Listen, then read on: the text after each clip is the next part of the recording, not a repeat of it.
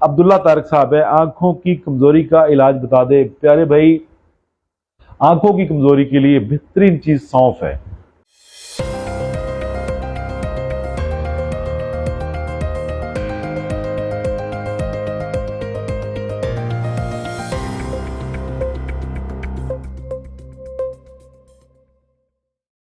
अब्दुल्ला तारक साहब है, आंखों की कमजोरी का इलाज बता दे। प्यारे भाई, आंखों की कमजोरी के लिए बेहतरीन चीज सौंफ है।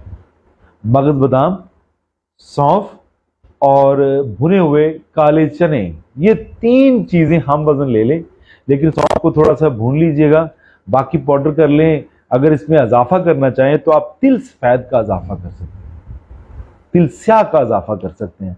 तो ये तीन चीजें, चार चीजें हैं इसमें, सौंफ है, मगज बादाम है, और तीसरी चीज जो है भुने हुए चने हैं।